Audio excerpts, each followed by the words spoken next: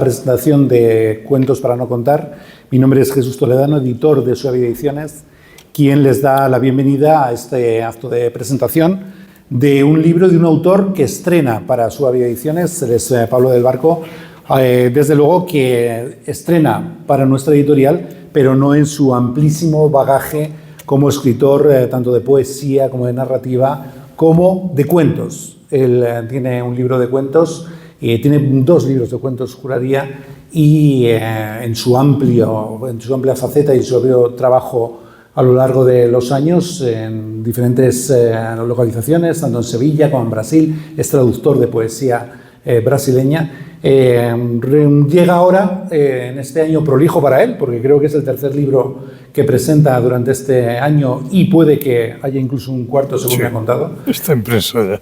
Y desde luego que ahonda en un terreno que es complicado, como es el cuento. A mí me resulta uno de los géneros más difíciles y sin embargo está ahí en la noche de los tiempos, en la noche del ser humano. Érase una vez, ¿no? Casi la tradición oral que nos lleva a contar historias. Una nana, cuando en Mesopotamia comienza la escritura y comienza a partir el símbolo de la palabra, ya la nana se convierte en una forma de contar cuentos. A partir de ahí hay diversos géneros que en este caso el autor también él reconoce que trata en este libro Cuentos para no contar, que aunque parece una antinomia, parece desde luego que contrasta lo que es la doctrina y lo que es la esencia del cuento en la verbalización última, pero eso él nos lo explicará posteriormente. Como digo, avanza en un género tremendamente difícil y en el que Suabia quería estrenarse, y lo hacemos con este volumen que ponemos a su disposición. Es desde luego un libro muy bien presentado. Tiene además el lujo para Suabia y para ustedes como lectores de tener a Jesús Coito como autor de la portada, en una portada memorable, y por supuesto es uno de los elementos más que confluyen en este libro, en este excelente tomo de Pablo del Barco. Pablo del Barco que tiene esa carrera inmensa literaria, pero yo hoy repasando su biografía me quedo sobre todo con la gente que ha colaborado. Para mí los prólogos son un género en sí mismo, y uno de sus títulos, luego me recordarás cuál es, se le prologa a José Caballero Bonal, que era un prologuista absolutamente maravilloso, un auténtico dechado de cualidades en los prólogos. El que le hace a Paco Umbral El Mortal y Rosa es memorable, es casi un texto en sí mismo. Bueno, pues este es el libro que hoy presentamos y sobre todo Suabia tiene el placer de hacerlo, además a través de alguien a quien hemos conocido este año. Yo había oído hablar de él tangencialmente, pero Fernando Jerez, que es quien me acompaña, bibliotecario en el Centro Cívico Río Vena, es alguien que yo le tenía muchas ganas para esto, porque él se dirigió a mí a principio de años. Tuvimos la suerte y la fortuna, tanto Jesús Lagandra y yo como autores de La extraña mujer del sótano, de abrir su ciclo de tertulias literarias de cada primer lunes de mes. Les recomiendo, porque ayer celebramos la última, les recomiendo que el año que viene ustedes se dirigen a Suabia Ediciones y les mandamos el enlace de la web, del subgrupo, para poder apuntarse a las tertulias. Lo hace francamente bien. Hay que felicitar al Centro Cívico, obviamente, como matriz, como elemento que engloba esas tertulias, pero a él, porque ahora cuando le escuchen hacer la exégesis y la disección del libro, se van a dar cuenta de lo bien que lo hace y del planteamiento. Hay muchos clubes de lectura en Burgos y hay que agradecerlo y sobre todo felicitarse por ello, pero lo que hace Fernando Jerez es memorable, y van a tener ahora la dicha y el placer de escucharle en la disección de este Cuentos para no contar. Después Pablo nos hablará del mismo y desde luego les deseo que pasen una feliz tarde entre todos nosotros. Gracias. Muchas gracias.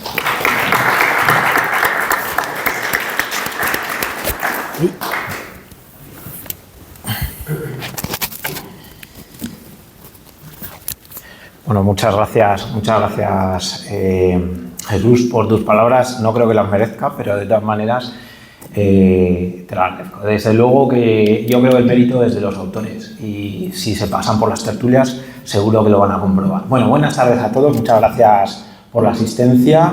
Agradecer también al autor, por supuesto, Pablo del Barco, y a Suavia Ediciones, en la persona de Jesús Toledano, por tener a bien en confiar en mí y para esta presentación. Es un honor.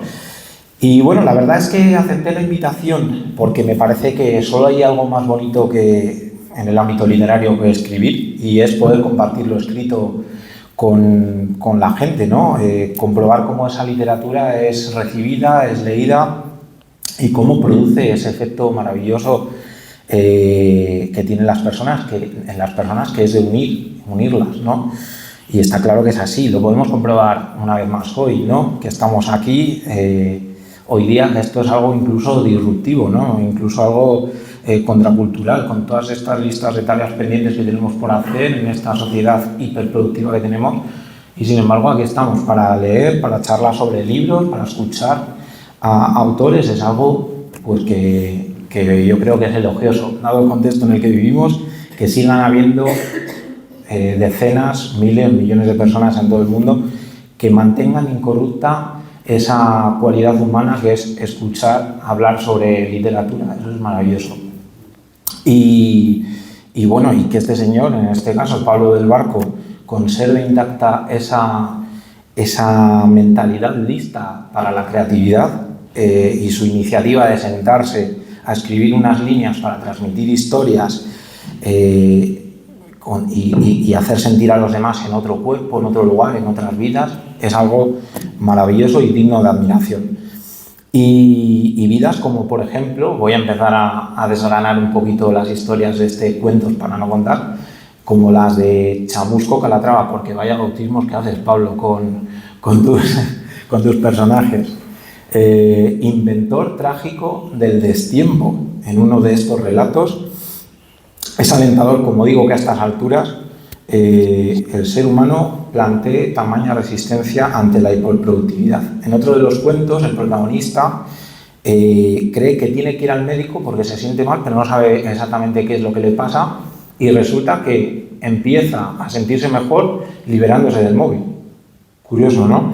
Que haya resultado tan sencillo que tengamos todos un smartphone y que a día de hoy tengamos una sociedad tan dependiente de la comunicación, geolocalizada, sin necesidad de que exista un decreto ley que nos obligue a tener un teléfono móvil, como sucede en uno de los relatos del libro, que veréis que al final la ficción supera la realidad, supera la ficción en muchos casos, ¿no?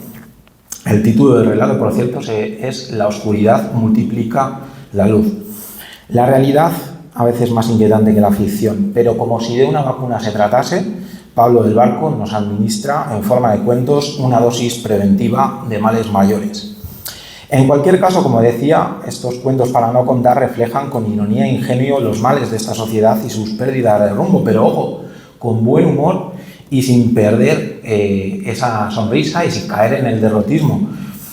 Sus protagonistas son personas que buscan, por ejemplo, acaparar toda la sabiduría, acaparar poder e incluso adueñarse de los sueños de los demás. La realidad social se abre paso en estos cuentos con, por ejemplo, la preocupación por la soledad y por la incomunicación, que es paradójico, como decíamos, en una sociedad hipercomunicada, hiperconectada en la red de redes, que tengamos estos males, ¿no? Y en los cuentos de WhatsApp, por ejemplo, que están en este libro, o en el titulado El hombre sin sombra, que trata desesperadamente de apropiarse de las sombras de los demás, aunque solo sea por unos instantes, es muy llamativo. Situaciones en los que vuelven a asomar esos excesos de ambición de las personas. Surgen incluso vendedores y bancos de sombras. Como veis, ya vamos esbozando algunos ejemplos de estos cuentos en los que la imaginación se dispara, creando situaciones inverosímiles, burlescas, disparatadas, póngale ustedes el adjetivo, hiperbólicas, en los que la realidad se va desplazando hasta un punto en el horizonte en los que ya ni se vislumbra, y ya no sabemos de si es la historia la que se ha movido o somos los lectores los que nos hemos dejado llevar. Y bueno, si quieren que hablemos un poco de influencias referencias literarias para haceros una idea de lo que vamos a encontrar en este libro. En cuanto a estilo, yo creo haber detectado semejanzas en algunos relatos con la fantasía de José María Merino, por ejemplo, un maravilloso escritor de cuentos. Y bueno, hay fantasía, pero por supuesto está el deseo perenne en los cuentos para no contar. La erótica tiene un peso específico en la obra, algo que ya además es poco habitual en la narrativa actual. Esa pulsión sexual late casi de forma inevitable en la mayoría de los divertidos relatos de la obra. Ese carácter erótico y pícaro tan presente en estos cuentos. Yo no estoy muy familiarizado con el género, he de decir, pero yo he creído ver similitudes en la prosa de escritores cercanos, como el ribereño incansable viajero Pascual Izquierdo, o con un escritor local, profesor de aquí de Burgos, como Julio Pérez Celada, en su última novela. La frescura de las narraciones también es profusa y rica lingüísticamente, faceta literaria primordial y hoy día además a menudo desdeñada, y que autores como Pablo o como los que he mencionado ponen en valor con su trabajo y su exquisito trato de nuestra lengua, sin por ello resultar cargantes o espesos o difíciles de leer sus textos.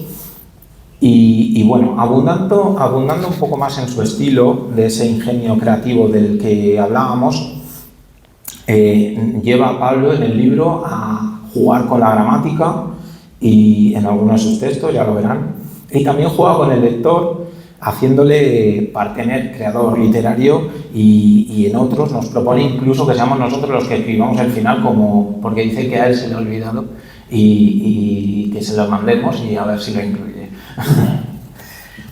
Bueno, Pablo disfruta con la metáfora, con la hipérbole, con imaginar escenarios vitales y crear a partir de ellos, y ahí se desenvuelve como pez en el agua.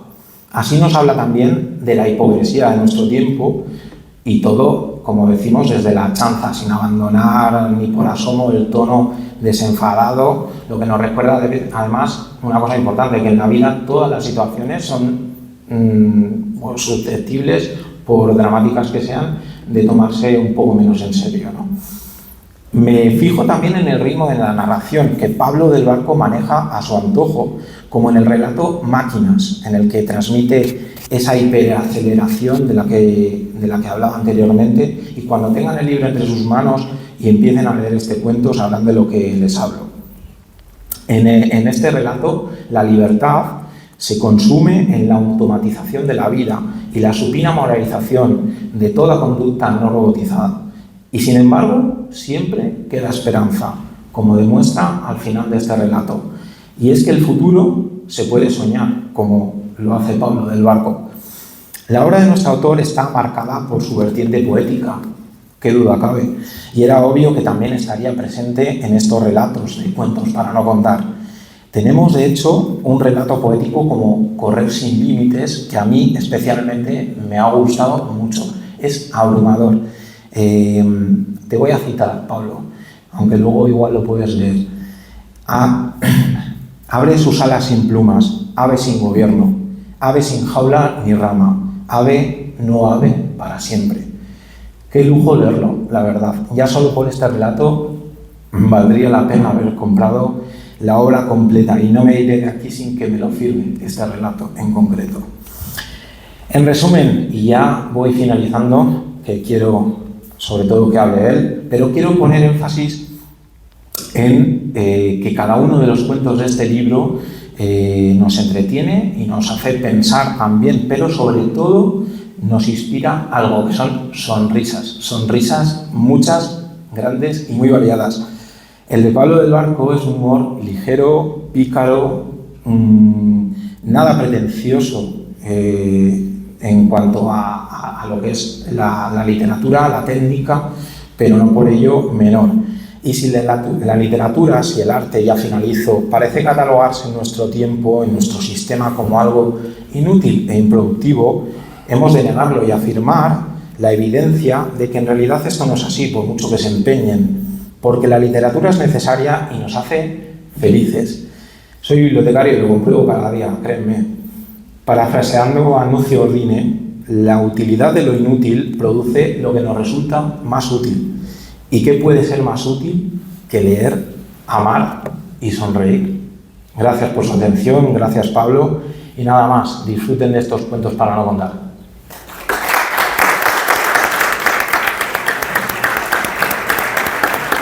Ya les he dicho que no les iba a defraudar en ningún momento. Gracias, Fernando. Es un placer tenerte aquí. Felicidades por cómo lo haces. Tengo que decir, que no lo he comentado al principio, que en sus tertulias literarias los protagonistas son siempre autores locales.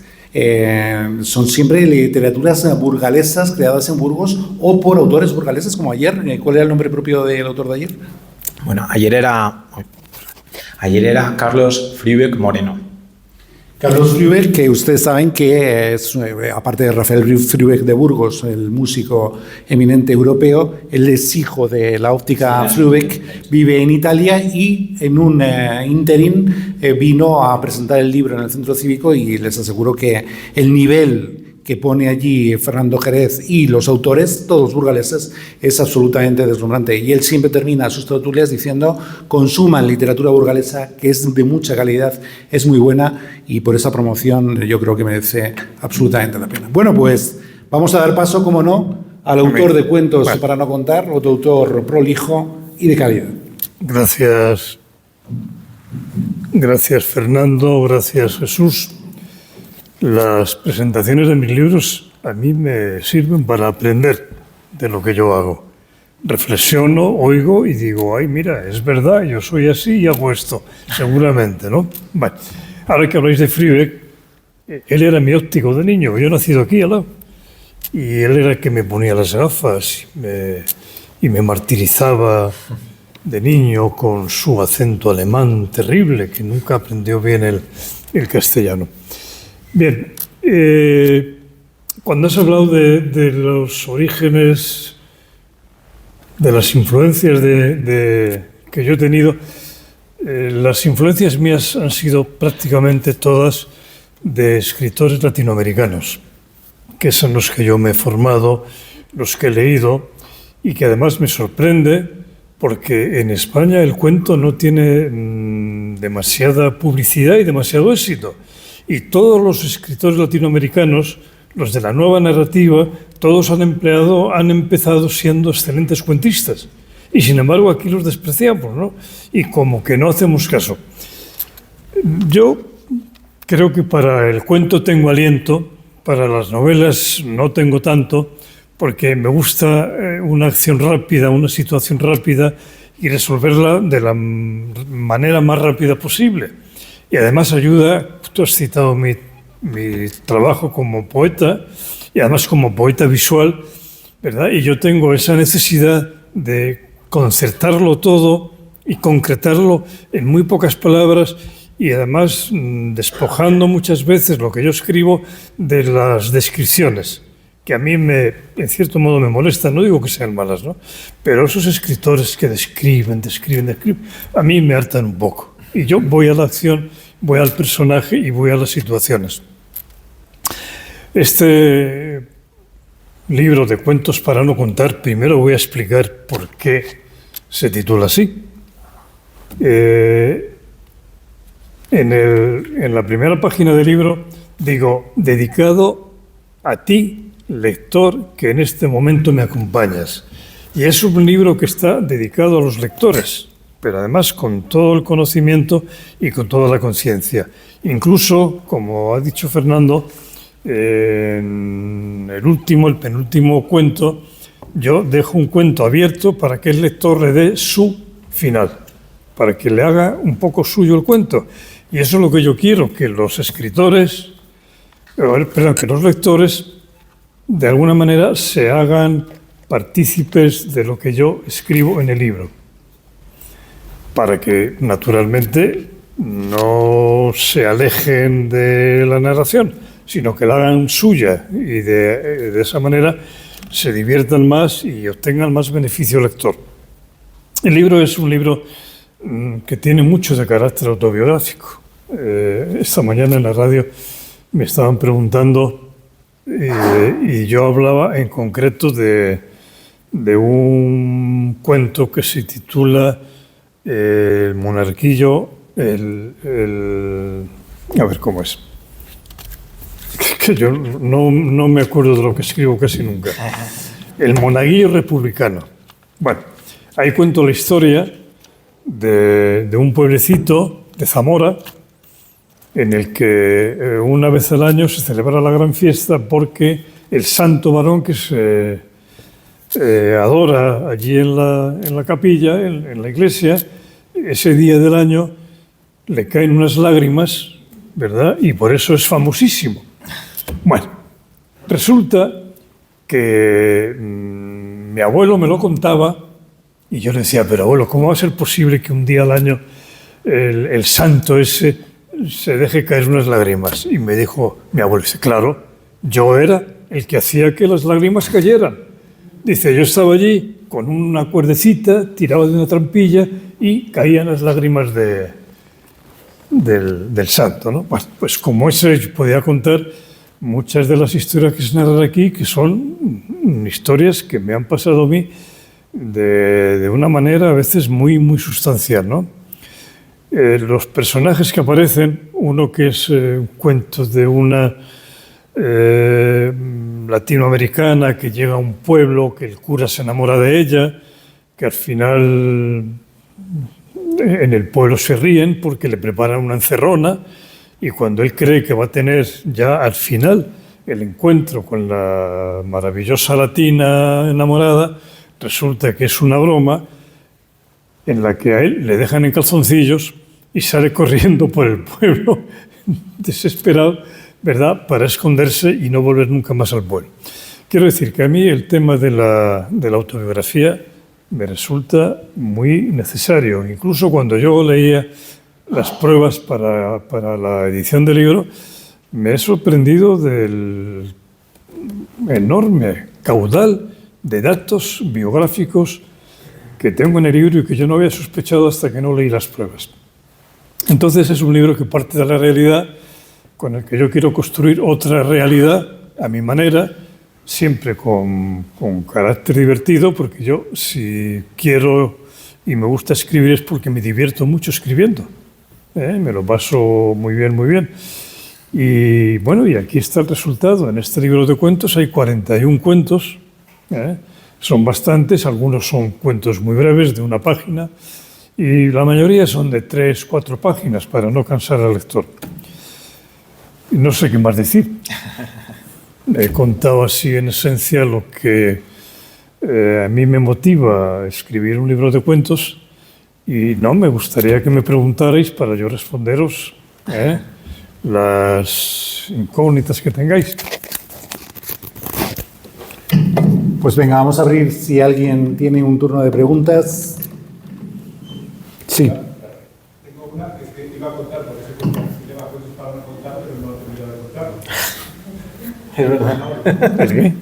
Que no has terminado de contar porque se titula Cuentos para no contar. Sí, porque no quiero que sean cuentos para contarlos por ahí. Quiero que sean cuentos para que el lector se los asimile y los haga propios. Los narradores de cuentos, cuando un cuento se cuenta, es para que se difunda, se socialice, pero yo no tengo esa pretensión. Tengo la pretensión de que si tú lees un cuento, lo hagas tuyo. Te sitúes ahí como protagonista del cuento y a ver dónde vas a parar. Por eso en el penúltimo cuento pongo 4 finales. Y el que vaya leyendo se acogerá a una de las 4 finales, a uno de los 4 finales, de manera que ya hace suyo el cuento. Eso es lo que puedo contar y que es mi objetivo. A lo mejor no lo consigo, pero es lo que yo trato de hacer en este libro. ¿Quieres leer algo? ¿Quieres leer algún apartado? No, mejor Fernando que lea, que escoge él alguno. Oye, yo ya he leído un trozo de ese relato poético. Si quieres, puedes continuar un poquito por ahí. Es que no sé ahora cuál elegir, porque yo Lo tengo... leo yo. tengo una facultad y es que se me olvida lo que escribo. Y entonces no lo tengo. Cualquier párrafo que cojas está genial. Correr sin límites. Empezó a correr el tiempo despacio, muy despacio. Yo no me desesperaba porque las cosas no iban al ritmo que quería, y cuando más lo deseaba, más se ralentizaba el tiempo. De la esfera salían algunas carcajadas, las manecillas temblaban divertidas, el segundero iba de delante hacia atrás al ritmo de una música que no conseguía oír. Y tampoco quería creer que aquello fuera algo mágico o demoníaco, o yo era el mágico y aquello una locura. Pausa.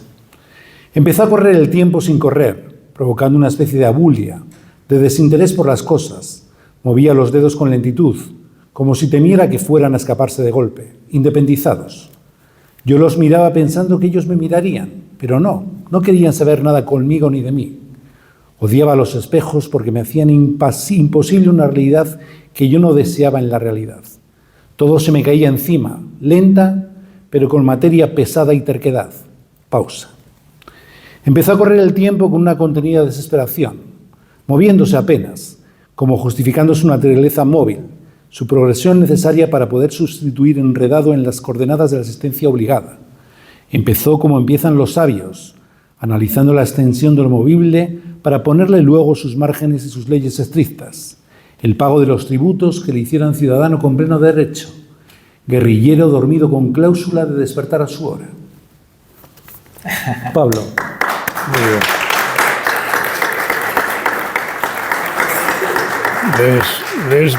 Lees mejor que yo. Pero cuéntanos, ¿cómo creas este cuento, esta parte que Fernando... A ver, yo lo he destacado, pero sí que es verdad que es un poco un cuento aparte de todos los demás. O sea, es como una rara aves, distinto. Sí, puede ser. Yo no recuerdo ya el cuento. No lo recuerdo ya prácticamente. No lo recuerdo porque tengo mala memoria de lo que escribo. Y a veces en casa encuentro apuntes a mano y digo, ¿y esto a quién se lo habré copiado yo? Y resulta que no sé que son cuentos míos, ¿no? Mira, hay un cuento que a mí me gusta. Yo me meto mucho con la iglesia, con los curas. El cura y la negra tuca. Una afición que, según los ancianos del lugar, puede no haber sido ficción, sino realidad. Era morcillón el cura, perdida ya su apuesta juventud. Se le ponían los ojos besugos delante de las feligresas rozagantes, de altos pechos y altiva mirada. Él, a pesar del voto de castidad, no los bajaba. Cabían todas en su espiritual guardilla, albas, trigueñas y morenas, sin importarle el color de la piel, acostumbrado al calidoscopio que hacía el sol sobre las pieles según la estación del año. Aunque la de la negrita era especial, tuca la llamaban. Nadie sabía de dónde llegó. Llegó un día a Viñalara de improviso y en silencio. Armó la casa con adobes de derribo y tiesas vigas curadas de álamos viejos y allí se quedó a vivir, con el consentimiento de los vecinos, tácito, y al comienzo, desconfiado, se las apañó con un pequeño huerto adyacente que ya había socializado y trabajos esporádicos como niñera o cocinera para eventos especiales que no eran demasiados, y el oficio de sacamuelas, que era naturalmente el oficio que ella había encontrado de un famoso brasileño que era Tiradentes, que era un tipo que se dedicaba a quitarle los dientes a sus víctimas, ¿no? Y entonces ella toma ese personaje del brasileño y allí nos va contando su actividad, cómo enamora al cura, cómo el cura se enamora de ella y cómo al final el cuento acaba con el cura corriendo en calzoncillos por el pueblo y todo el mundo, todos los chavales jóvenes mofándose de él. Bueno, pues es una cosa que yo me he inventado a partir de un libro importante en la literatura brasileña, como algunos más.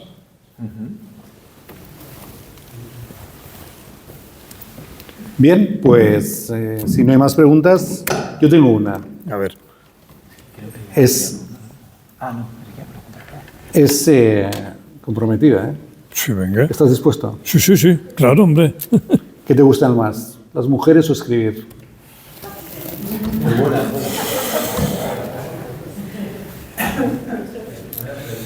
Pues igual te contesto con una barbaridad. Me gustaría escribir sobre la piel de algunas mujeres. Muy buena respuesta. Y es verdad, ¿eh? Por cierto, que ya que estamos rodeados de artistas, veo a Jate, pero seguramente hay alguno más, está Jesús Joito, pero que me perdonen a los que no estoy nombrando, que cuéntanos cuál va a ser ya la semana próxima la exposición sobre el cuerpo desnudo de la mujer pintado por la mujer, creo. Sí, es una exposición. No, cógelas. Una exposición en la que yo tengo mucha fe. Se titula Mujer vestida pinta mujer desnuda. Y entonces hay 14 pintoras bajo la advocación de Frida Kahlo, que no es para mí la mejor pintora o la que más me gusta. Y entonces estas mujeres van a pintar, teóricamente vestidas, mujeres desnudas. Eso parece una tontería, pero no lo es, porque los desnudos de mujer han sido siempre hechos por varones, ¿no? Cuando yo empecé a hablar de esta exposición, algunas mujeres me decían, ¡oh, qué bonito, qué interesante! Pero luego a la hora de la verdad parece que no es tan fácil. ¿Y por qué no es tan fácil? Porque las mujeres sienten algo así como rubor para enfrentarse a su desnudo.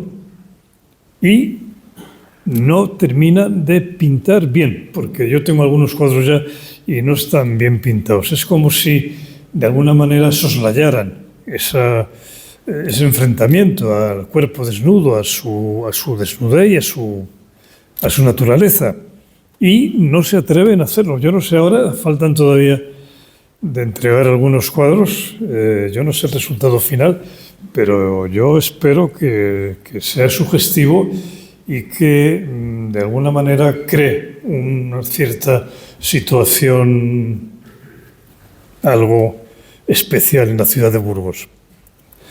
El cartel es un cuadro de Frida Kahlo, pintado por ella, en la que está Frida Kahlo, pero está más bien escondida dentro de un cuerpo de sirena y de otras situaciones, diríamos, de naturaleza obvia, pero que da también mucho pie a pensar en ese tema del enfrentamiento del cuerpo desnudo de la mujer por la propia mujer. Pues gracias y felicidades por ser precursor de tanto arte en la Fundación Paula del Barco. Bueno, pues si no hay más intervenciones, yo creo que hemos llegado al final en esta presentación que está ya en el amanecer de la Feria del Libro. El próximo día 29 comienza la Feria del Libro, estará Pablo firmando y, por supuesto, bueno, pues que sea para todos feliz la literatura en todos sus modos, la cultura por encima de todo y lo bien que lo hace la Asociación de Libreros en la puesta en escena de la Feria del Libro, desde luego que merece nuestra felicitación. Y en nombre de Suabia, gracias a todos por estar aquí. El libro, si quieren, lo tienen ahí al precio de 22 euros y el autor dispondrá ahora de unos minutos para firmarlo. Gracias por estar aquí y hasta siempre.